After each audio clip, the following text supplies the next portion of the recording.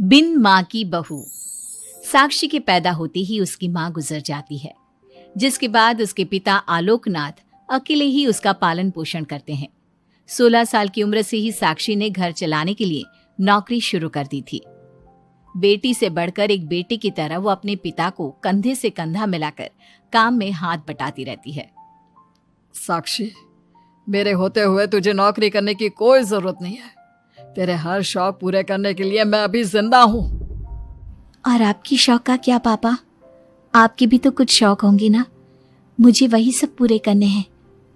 मेरे शौक का क्या बेटा, मैं तो बूढ़ा हो चुका हूँ। मेरे शौक तो तेरी माँ के साथ ही कब के मर चुके हैं। अब तो सिर्फ एक ही सपना है मेरा कि जल्दी से किसी अच्छे लड़के को देखकर तेरी शादी करा दूं। क्या पापा, आपकी हर बात मेरी शादी पर आकर ही क्यों अटक जाती है? अगर मैं चली गई तो आपका ख्याल कौन रखेगा? इसलिए मैं आपको छोड़कर कहीं नहीं जाऊंगी। अरे बेटा, एक ना एक दिन हर लड़के को जाना ही पड़ता है। तुझे भी जाना तो होगा ही। अपने पिता की बातों से निराश होकर साक्षी अपने रूम में चली जाती है। पिता से दूर होने के ख्याल से ही वो फूट फूट कर रोने लगती है। कुछ दिनों के बाद, आलोकनाथ जी, हमारी नजर में एक लड़का है। उसके पास बंगला, कार, सब कुछ है। सुना है करोड़पति लोग हैं वो। आप कहे तो आपकी बेटी के लिए बात करूं? अरे लेकिन हमारे इतने बड़े परिवार में अपनी बेटी ब्याहने की हैसियत नहीं है। उन सब की चिंता मत कीजिए। उन लोगों को दहेज वगैरह कुछ नहीं चाहिए। वो लोग तो सिर्फ अपने परिवार के लिए गुणी और संस्कारों से परिपूर्ण बहू चाहते हैं। अगर ऐसी बात है तो आप उन लोगों से मेरी बेटी के बारे में बात कीजिए। मेरी बेटी में वो सभी गुण हैं जो वो अपने परिवार की बहू के लिए चाहते हैं। इस तरह वो साक्षी का रिश्ता लेकर अर्जुन नाम की लड़की के परिवार के पास जाता है। साक्षी की फोटो देखकर लड़के वाले उसे झट से पसंद कर लेते हैं, जिसके बाद अर्जुन के परिवार वाले साक्षी को देखने उसके घर पहुंचते हैं। आलोकनाथ जी, हमें तो आपकी लड़की फोटो में ही पसंद आ गई, और फिर भाई साहब ने आपकी लड़की की तारीफ भी बहुत की है। अब तो बस आप हमें उससे मिलवा ही दीजिए। साक्षी बिटिया, बाहर आना तो। साक्षी। अपने पिता की आवाज सुनकर साक्षी तुरंत बाहर आ जाती है और एक एक करके सभी के पैर छूती है। आलोकनाथ जी, आपकी बेटी तो सच में बहुत गुणवान और संस्कारी लगती है। बिटिया, क्या क्या शौक है तुम्हारे? पापा, और अपनी ज़रूरतें पूरी करने के अलावा मेरे और कोई शौक नहीं है। आपने अपनी लड़की को सच में बहुत अच्छे संस्कार दिए हैं भाई साहब। इसे अपने घर की बहू बनाना तो हमारे लिए सौभाग्य की बात होगी। इस तरह सबकी राजी खुशी से अर्जुन और साक्षी की शादी भी हो जाती है। साक्षी की सास उसे एक माँ का भरपूर प्यार देती है और कभी उसे मायके की कमी महसूस नहीं होने देती। साक्षी बेटा, तू आराम कर। सुबह से घर के काम पर लगी है, थक गई होगी अब बिटिया। नहीं माँ, मैं ठीक हूँ, आप चिंता मत कीजिए। मैंने कहा ना, अपने रूम में जाकर आराम कर। अरे काम की टेंशन मत ले। अपनी सास की जिद के आगे हार मानकर साक्षी अपने रूम में चली जाती है। थोड़ी देर बाद उसका पति भी वहां पहुंच जाता है। साक्षी, तुमने मेरी रेड कलर की फाइल देखी क्या? जी नहीं, मैंने तो आपकी कोई फाइल नहीं देखी। साक्षी, तुमसे मेरी एक फाइल तक नहीं संभाली जाती। 1000 बार बोला है तुमसे कि मेरे सामान को हाथ मत लगाया करो। मेरी सुनती ही कहाँ हो तुम? माँ ने बहुत सर पर चढ़ा रखा है तुम्हें। अर्जुन के इतना कहते ही साक्षी रोने लगती है। साक्षी के रोने की आवाज सुनकर उसकी सास वहां पर आ जाती है। साक्षी बेटा, क्यों रो रही है? इस नालायक ने कुछ किया है क्या? साक्षी अपनी सास मीना को सारी बात बताती है। क्यों? गधे, अपनी फाइल का खुद तो ध्यान रखता नहीं और बहू को ताने देता है। माँ, अब तो रहने ही दो। आपको हर समय अपनी बहू ही सही लगती है। सही लगती नहीं, सही है मेरी बहू। माँ समझाइए ना इन्हें, ये हर समय मुझ पर गुस्सा करते रहते हैं। खबरदार अर्जुन, जो आज के बाद तूने मेरी बहू के साथ ऐसा बर्ताव किया तो मुझसे बुरा कोई नहीं होगा। अपनी माँ की डांट सुनकर अर्जुन वहां से चला जाता है। बहू, अगर दोबारा ये तुम्हें ऐसा कुछ कहे तो तुम मुझे आकर फौरन बोल देना। मैं हमेशा तुम्हारे साथ खड़ी रहूंगी बेटा। माँ, आप सच में बहुत अच्छी हो। मुझे बचपन से लेकर आज तक कभी एक माँ का प्यार नहीं मिला, लेकिन जब से आप मुझे मिली हैं तब से मुझे माँ की कमी कभी महसूस नहीं हुई। अरे पगली, मैं भी तो तेरी माँ ही हूँ, और मेरे होते हुए अब तुझे कभी अपनी माँ की कमी महसूस नहीं होगी। एक दिन, साक्षी, अब मैं तंग आ चुका हूँ तुमसे। भगवान के लिए मुझसे दूर रहा करो। अब मुझे ना चिढ़ होने लगी है तुमसे। अर्जुन, ये क्या तरीका है अपनी पत्नी से बात करने का? माँ प्लीज, आप रोज रोज इसकी पैरवी करने मत आया कीजिए। अरे क्या हुआ, सुबह सुबह तमाशा क्यों लगा रखा है? पापा, आपको पता है इस साक्षी की वजह से मेरा लैपटॉप खराब हो गया है। ऑफिस का पूरा डाटा इसी में था, और देखिए ना, इसने उसमें चाय गिरा दी। अब मैं अपने बॉस को क्या जवाब दूंगा? माँ मेरा यकीन कीजिए, मैंने जानबूझकर चाय नहीं गिराई।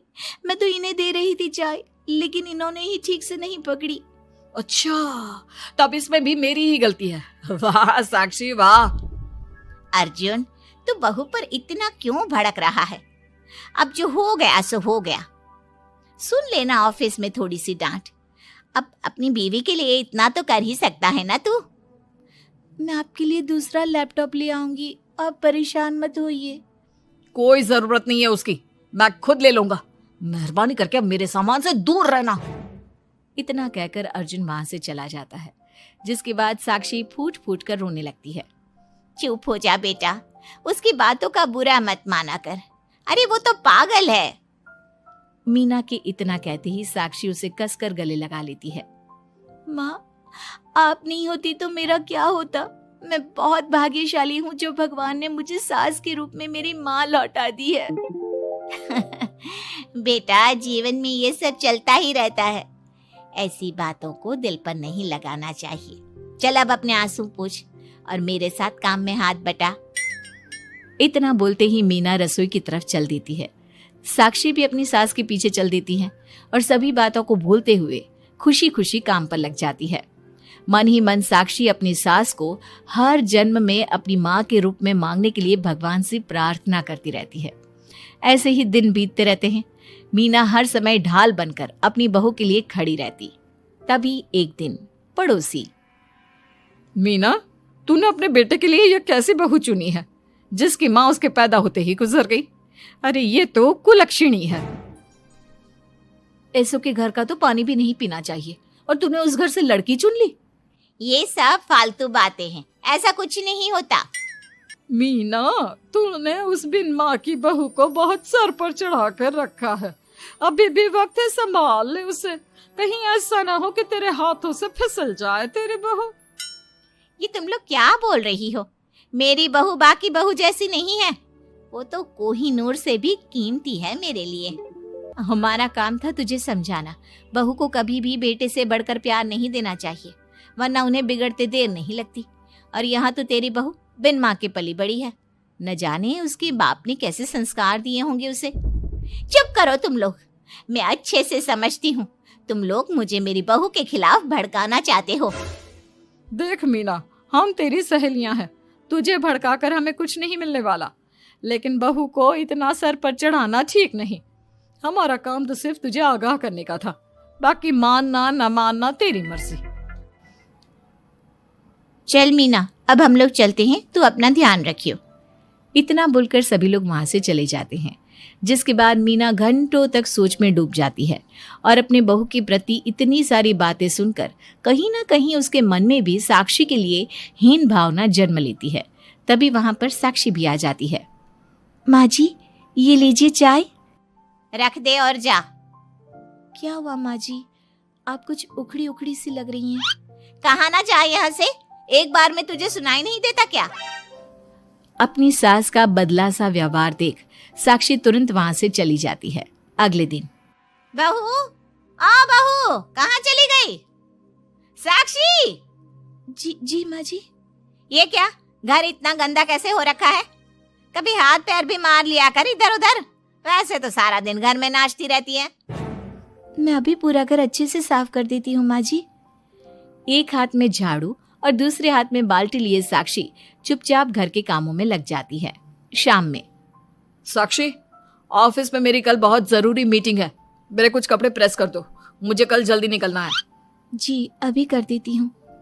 साक्षी अर्जुन के कपड़े प्रेस कर ही रही होती है, तभी उसके ससुर उसे आवाज लगा देते हैं, जिस पर वो भागते हुए उनके पास जाती है।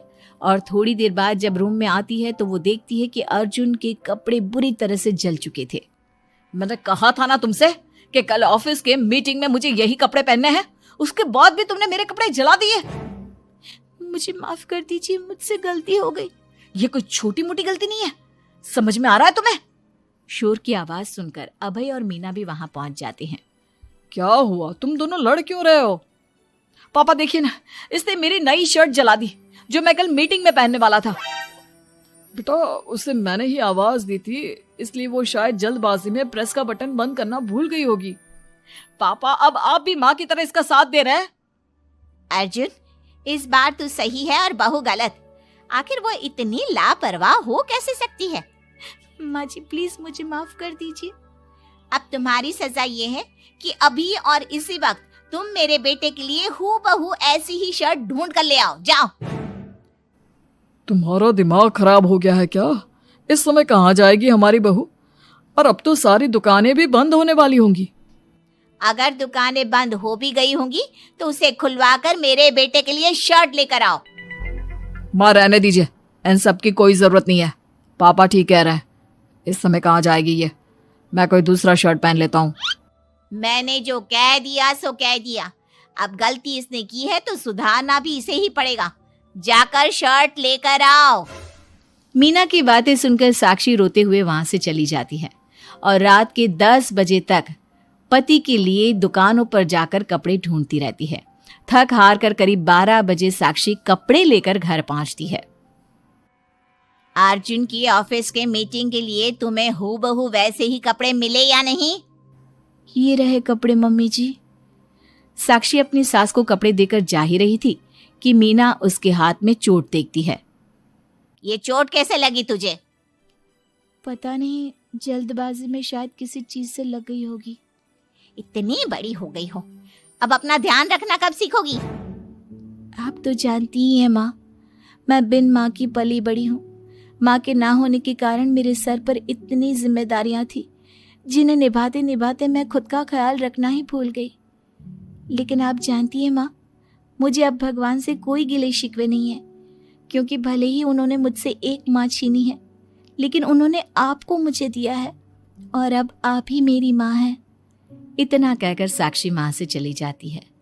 साक्षी की बातों को सुनकर मीना को भी अपने कहे और अपनी गलतियों पर पछतावा होने लगता है, इसलिए वो बिना खाए पिए ही सो जाती है। अगले दिन, माँ जी कल का सारा खाना तो ऐसे ही पड़ा है, आपने अच्छे से खाना नहीं खाया था क्या? मुझे भूख नहीं थी कल। साक्षी अपनी सास के दर्द को समझ जाती है और उसका हाथ पकड़ते हुए कहती है, चलिए माँ जी, मैंने आपके लिए आपकी फेवरेट छोले भटूरे बनाए हैं। आपने कल रात से कुछ नहीं खाया था ना, इसलिए सुबह उठते ही मैंने पहले आपके लिए खाना बनाया है। खाना तो तूने भी नहीं खाया होगा ना, चल जाकर पहले तू खा ले। माँ जी क्या हम साथ बैठकर खाना नहीं खा सकते प्लीज?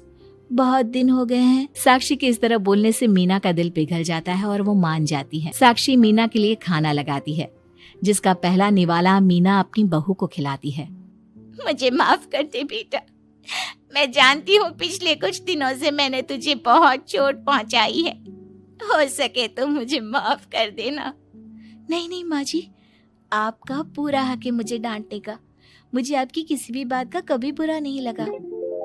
अपनी सहेलियों की बातों में आकर मैंने अपने दिल में तेरे लिए नफरत पाल ली थी, लेकिन कल जब तुझे रोते बिलखते देखा तो मेरी ममता फिर से लौट आई। मुझे माफ कर दे बेटा, मैं एक अच्छी सास नहीं बन सकी। किसने कहा आपसे कि आप अच्छी सास नहीं हैं? आप तो वर्ल्ड की बेस्ट सास हो, और सच कहूं उससे भी बढ़कर बेस्ट बेस्ट बेस्ट बेस्ट मेरी माँ हो आप। इतना कहकर साक्षी अपनी सास को गले लगा लेती है और उसके बाद दोनों पहले की ही तरह हंसी खुशी साथ रहने लगते हैं।